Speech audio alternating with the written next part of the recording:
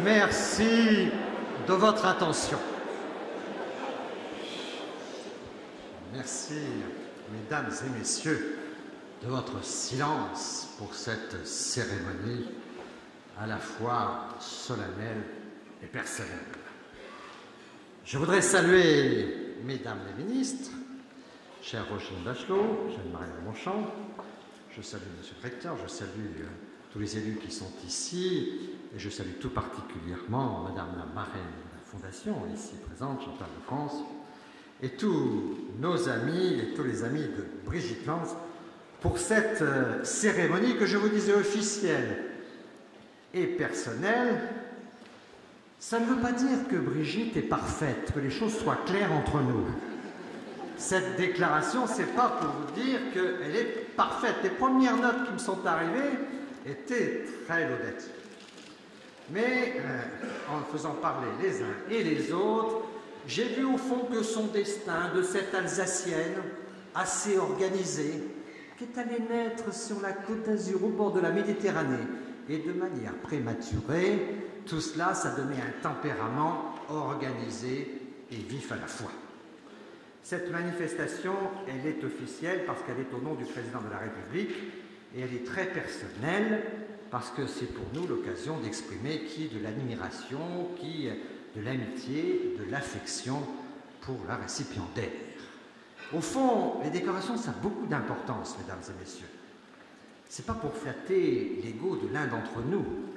C'est pas pour dire donc que cette personne est en tout point exemplaire. C'est pour dire que dans son parcours, il y a un certain nombre d'attitudes, de comportements, de décisions qui ont sens pour nous tous. Et c'est ce en quoi c'est important. Et c'est en quoi un corps social a besoin d'identifier dans le parcours de l'un d'entre nous des comportements ou des attitudes qui ont sens pour l'ensemble des uns et des autres de notre corps social. Et si la République a souhaité faire entrer aujourd'hui Brigitte Lance dans l'Ordre national de la Légion d'honneur, c'est parce qu'elle a un parcours singulier et porteur de sens. Il n'a échappé à personne, évidemment, que la personnalité que nous honorons ce soir est assez rare. Une figure, certes, très rayonnante. Vous voyez là, elle a un peu le trac, mais elle va s'apaiser progressivement. C'est une femme, chacun le sait, de conviction. C'est une femme de cœur et les nombreux amis qui sont ici peuvent en témoigner. On sait que c'est une femme aussi de passion. Elle sait être entière. Vous l'avez vu d'ailleurs très organisée avec ses multiples téléphones. Et elle est engagée toujours dans des actions complètes, intégrales. Et d'ailleurs, cette cérémonie, c'est une cérémonie de remise de décoration, mais ensuite il y a un dîner et il y a le gala. Toute la soirée est elle aussi intégrale pour cette fondation du Rhin, dont Brigitte est la cheville ouvrière. Le professeur Gabriel Richet dit que la néphrologie est votre deuxième marraine. Je crois que c'est important de souligner cela, puisque cette néphrologie vous a menacé dans votre existence, votre dynamisme l'a fait reculer, et votre volonté s'est alors transformée en générosité étendue à tous ceux qui sont concernés par cette importante discipline qu'au-delà de Brigitte Lance, nous honorons également ce soir. Cette générosité, je dirais même cette abnégation, c'est d'abord dans le domaine médical, chère Brigitte, que vous l'avez exprimé, et chacun le sait, le jeudi, jour de votre consultation à l'hôpital Necker, il ne faut pas vous déranger, pas vous appeler. Ce jour-là est complètement réservé à votre exercice de la médecine. Ce n'est pas une habitude, c'est un rite immuable de votre propre parcours, de votre choix de vie. Il est gravé dans le marbre, c'est un rite mêlant votre attachement aux valeurs de fidélité, mais aussi de disponibilité. Il est donc bien loin ce temps où vous étiez stagiaire à l'INSERM et vous publiez vos premiers papiers scientifiques sous la houlette des maîtres bienveillants, parmi lesquels, le déjà cité professeur Gabriel Richet, mais celui qu'on pourrait dire être votre éveilleur, le professeur Roger Hassan, mais aussi je pense au professeur Michel Paillard et au docteur Henri Wajman. Tous vous ont aidé à conduire votre carrière de médecin, carrière à laquelle vous tenez beaucoup dans ce domaine de la néphrologie qui vous est cher, carrière que vous avez exercée d'abord à l'hôpital Tenon, puis à l'hôpital Necker, dans le service du professeur Grunfeld, que nous savons que vous admirez beaucoup. Alors que vous travaillez ensuite auprès du directeur de l'hospitalisation et de l'organisation des soins, M. Couty, Édouard Couty, Bernard Kouchner est à l'époque ministre délégué à la Santé, vous écrivez, et c'est un mérite important, le premier plan sur l'insuffisance rénale chronique, dont j'aurai l'honneur de signer des décrets d'application. Il y a comme ça, dans la politique, des bons moments où nous signons les actions des prédécesseurs. Je vous assure, on a aussi quelquefois les inconvénients des prédécesseurs. En l'occurrence, j'ai signé ces décrets d'application de ce plan qui était un plan sur l'insuffisance rénale chronique très important qui entraînait un changement profond dans la prise en charge et dans le suivi des patients dialysés. À partir de 2002, et à cette époque-là, la France donne un gouvernement de premier plan avec des ministres qui étaient tellement bons qu'ils sont restés au gouvernement, Mme Bachelot et Mme Montchamp, et qu'on attend Xavier Bertrand, les meilleurs étaient déjà là.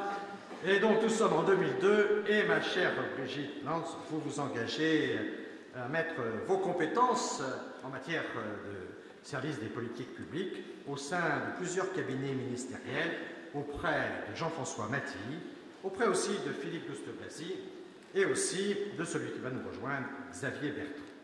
Vous suivez alors des dossiers sensibles, particulièrement importants pour nombre de concitoyens. Je me souviens de l'accent que vous aviez mis sur les maladies rares qui viennent de recevoir un deuxième élan important, 5 ans après, les maladies chroniques, la maladie d'Alzheimer, la fin de vie, la greffe, la sécurité routière, que vous contribuez à faire inscrire comme grande cause nationale en 2004.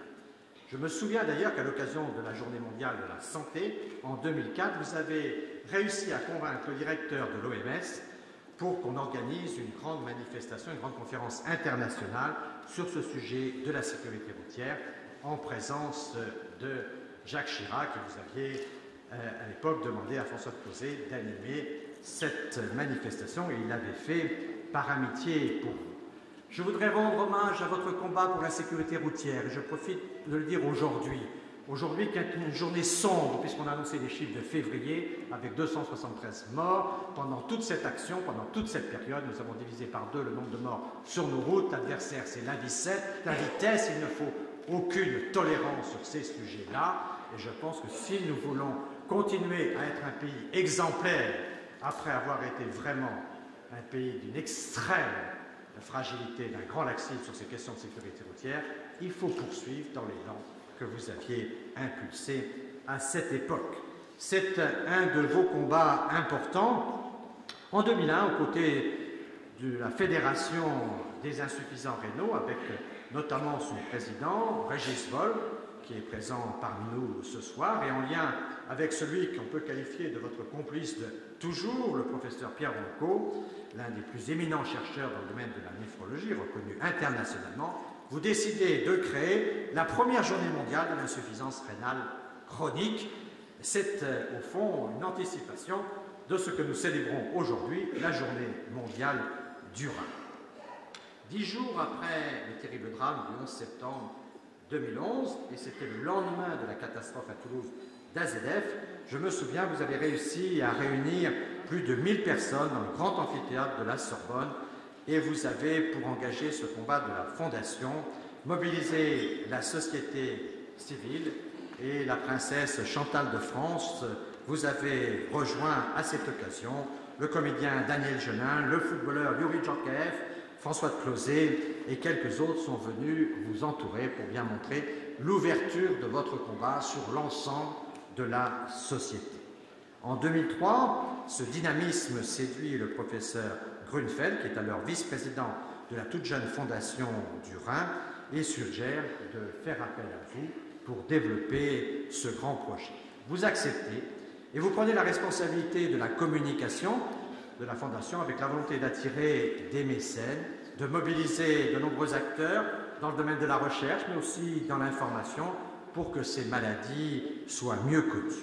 En lien avec les associations de patients, mais aussi, vous y êtes très attentifs, avec les soignants, les sociétés savantes, vous avez mobilisé de multiples personnalités du monde des arts, mais aussi du monde de la finance, bien utile, et aussi du monde des médias, et vous avez fait grandir cette fondation, présidée jusqu'à encore quelques semaines par le professeur Raymond Ardayou, premier névrologue à devenir secrétaire perpétuel de l'Académie de médecine, et ainsi vous avez donné à votre projet le statut d'un acteur incontournable de la santé. Je me dois, chère Brigitte, de souligner des talents que tout le monde connaît, celui d'organisatrice, vos capacités d'expertise dans le domaine des politiques publiques, qualité que vous exercez aujourd'hui au cabinet de la directrice de l'assistance publique des hôpitaux de Paris.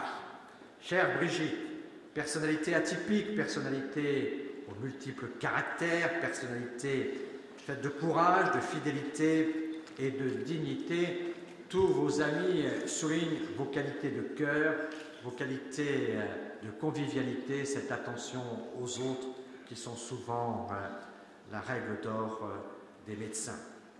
Vous avez un peu l'attachement, le culte, je dirais, de la famille, en tout cas de vos deux grands-pères, qui sont la pierre angulaire de votre vie, le socle sur lequel reposent vos engagements, et ils comptent suffisamment pour vous, et donc pour nous tous aujourd'hui, pour qu'on les rappelle et qu'on rappelle leur parcours. L'un est une figure héroïque de des deux dernières guerres mondiales.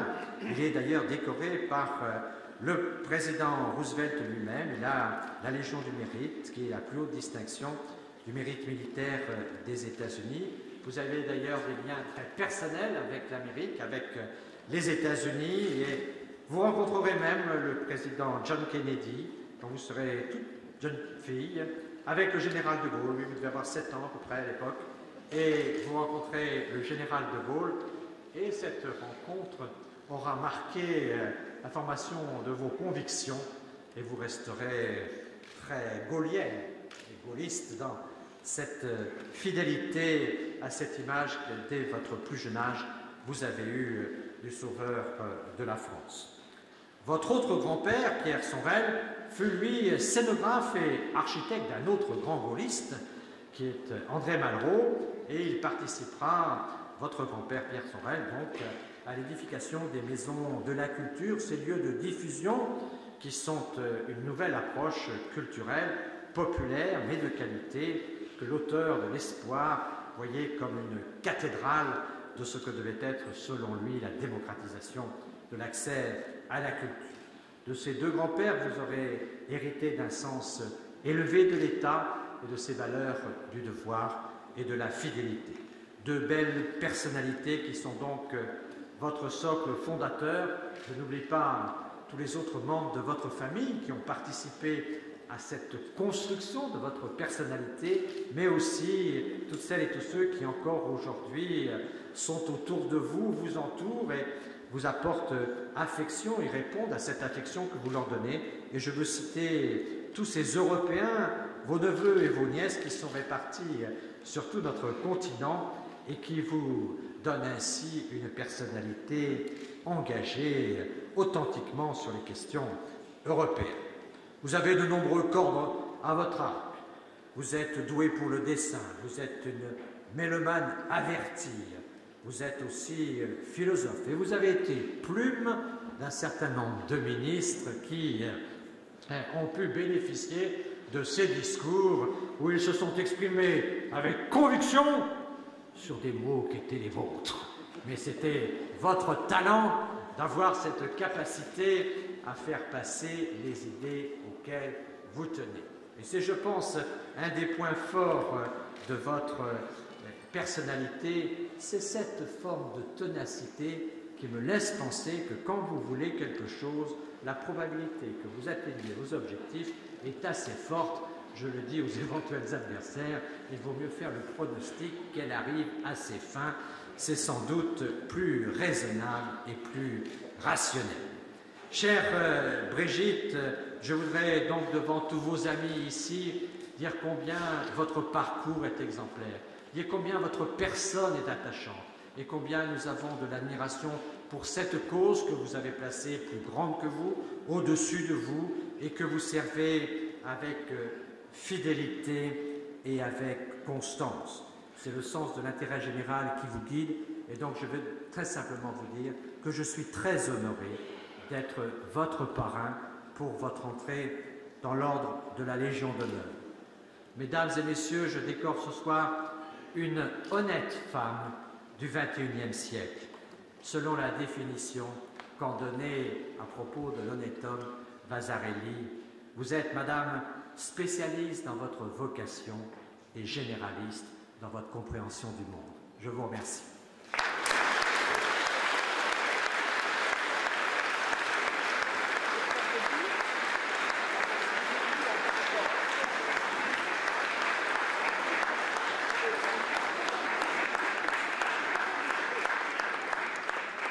Brigitte Lance, au nom du président de la République, et en vertu des pouvoirs qui nous sont conférés, nous vous faisons chevalier de l'ordre de la Légion d'honneur.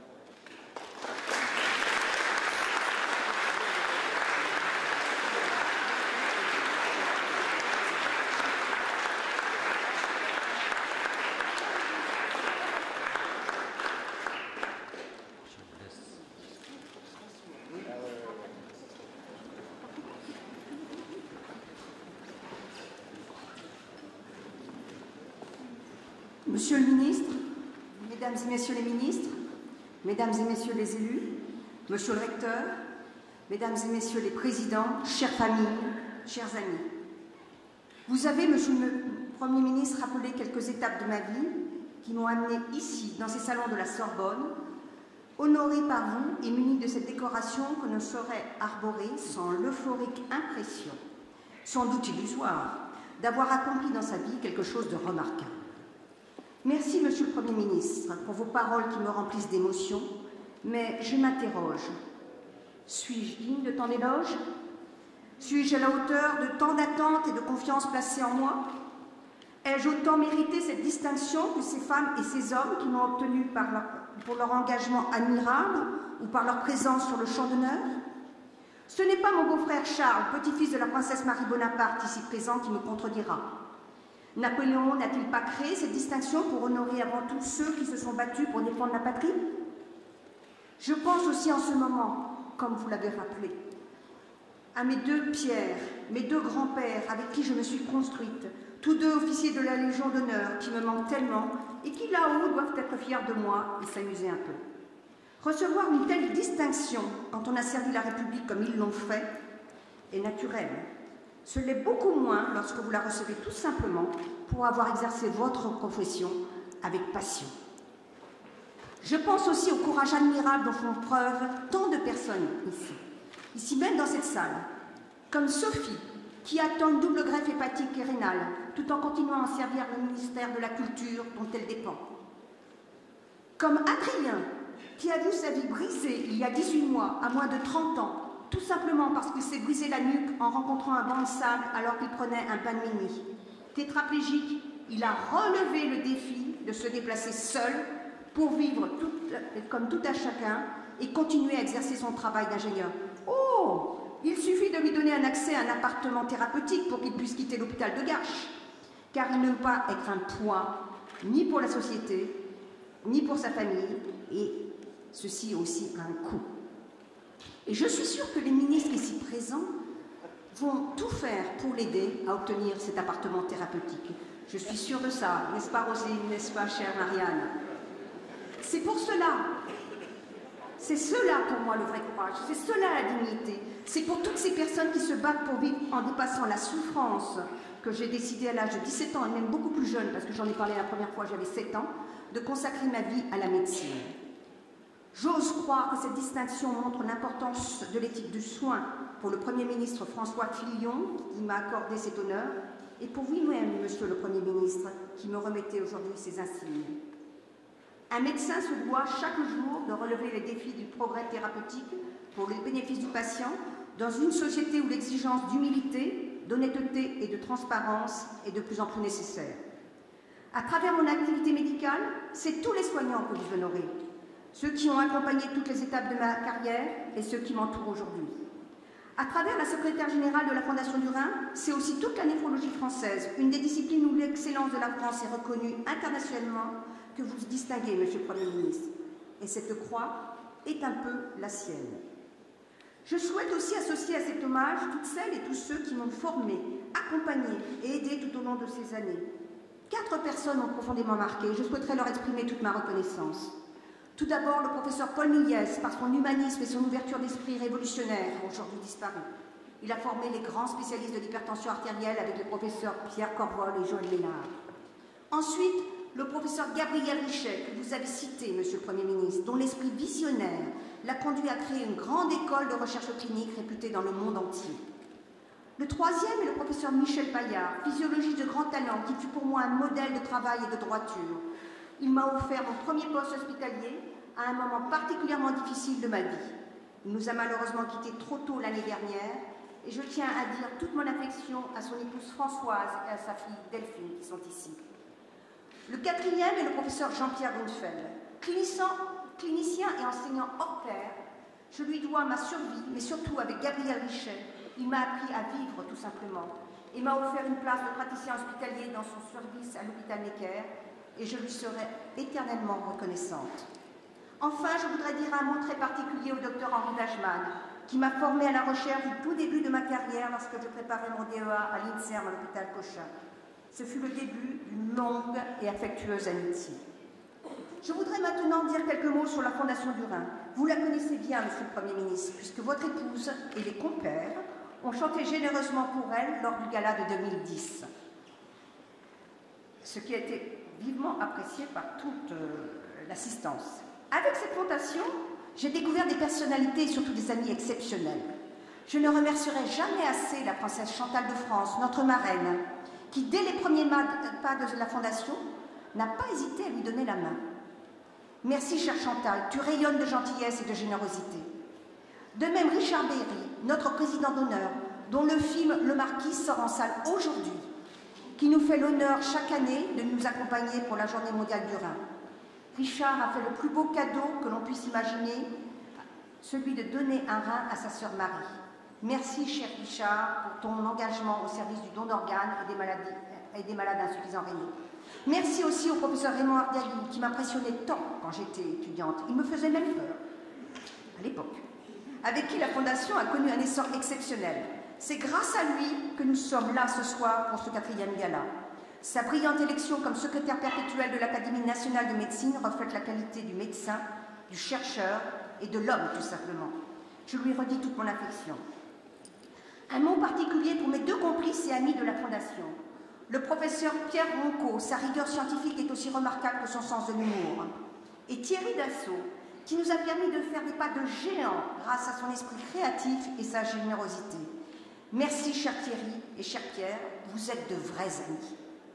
Mais j'ai peur d'en oublier bien d'autres, qu'il s'agisse du professeur Michel Gaudin, au flegme si britannique, notre nouveau président, où tous les amis du conseil de fondation foisonnent tant de talents. Je pense aussi à Marie Berry, qui a tissé avec la Fondation du Rhin des liens profonds, se mêle la promotion du don de soi à travers son association, don de soi, don de vie, don de soi, mais aussi, des liens de fidélité et d'amitié. Merci, chère Marie, pour ton combat et ta ténacité. À travers la femme d'engagement et de fidélité que vous avez voulu distinguer, Monsieur le Premier ministre, c'est une certaine idée de la politique et de l'action publique que vous honorez aussi. Toute ma vie est mue par l'action placée au service de la cité, la police des Grecs, mais aussi une action guidée par des principes, par une vision, par des valeurs qui m'ont été inculquées très tôt par ma famille, que je ne saurais jamais assez remercier. Est-ce simplement l'éducation que j'ai reçue de mes parents et l'exemple de mes grands-parents qui m'ont donné le goût pour la chose publique, ou ne serait-ce pas plutôt cette rencontre fortuite avec le président John Kennedy et le général de Gaulle qui m'ont profondément marqué enfant? Je reçus de mon oncle Paul, peu de temps après, un abonnement à Top Réalité Jeunesse, qui était un magazine d'actualité remarquablement écrit pour les enfants de 8 à 12 ans. Je découvrais alors qui dirigeait le monde.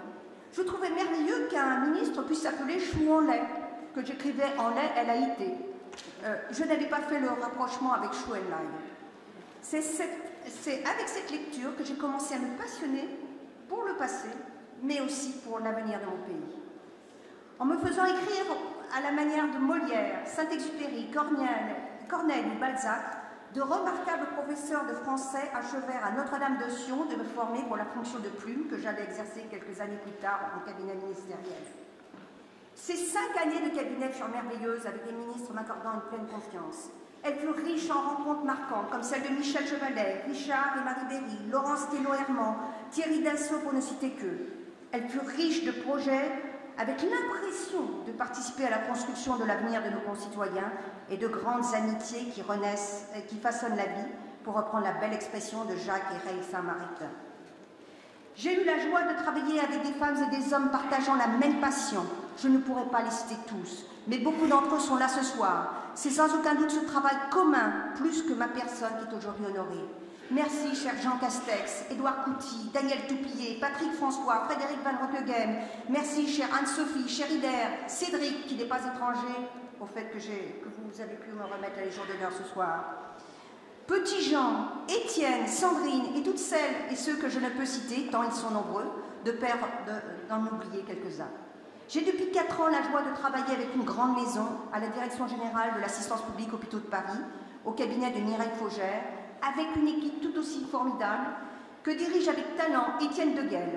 Je voudrais les remercier tous les deux, ainsi que mon chef de cabinet, Geneviève Blomeau, pour m'avoir laissé du temps précieux, et combien, pour préparer les événements de ce soir. Leur énergie et joie de vivre est une vraie leçon de vie. Et bien sûr, je ne saurais terminer sans tourner mon regard vers les plus proches, c'est-à-dire ma famille, en évoquant la profonde affection qui m'unit à elle, à mes frères et sœurs et beaux-frères que je considère comme des frères, tout simplement. Ils m'ont donné des neveux et nièces merveilleux dans toute l'Europe, comme vous l'avez rappelé, que je considère comme mes propres enfants. 2 d'entre eux, Maximilien et Guillaume, se sont même débrouillés pour trouver des lots pour la tombola de ce soir. Max la débrouille est très bon là-dedans, je vous le conseille. À vous tous, 1000 merci d'être venus, certains de fort loin pour être à mes côtés en ce jour si émouvant, que vous veniez de Belgique, d'Italie, d'Angleterre, du Sud-Ouest ou de je ne sais où. Pour conclure, je voudrais dire combien la volonté d'agir et de servir m'a guidée. J'aime à citer Georges Bernard Shaw, que citait souvent le sénateur Robert Kennedy dans sa dernière campagne en 1978 pour l'accès à la fonction suprême. Certains voient les choses telles qu'elles sont et se disent pourquoi donc. Moi, je rêve de choses qui n'ont jamais existé et je dis pourquoi pas.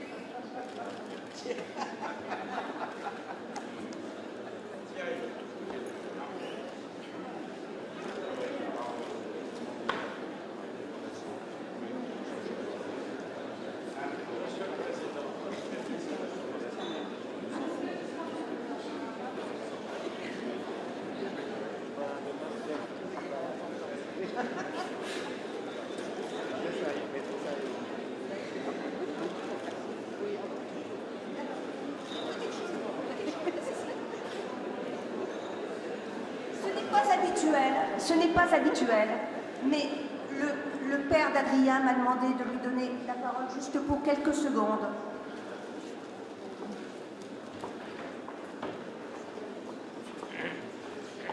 Mesdames et Messieurs les ministres, ma chère Brigitte, je n'ai pas pour qualité de te remettre une quelconque décoration, mais je souhaiterais te redonner un petit peu de la lumière que tu nous as apportée au mois d'octobre. Quand Adrien était en réanimation, nous étions dans la cour de l'hôpital de Lariboisière, perdus, cassés, sans avenir. J'ai eu la chance de t'avoir au téléphone Et en quelques minutes, tu as compris l'étendue du sinistre et du désastre. Et tu as eu cette parole que nous n'oublierons jamais, cette phrase, « Ne bougez pas, j'arrive ». Tu as su en quelques minutes,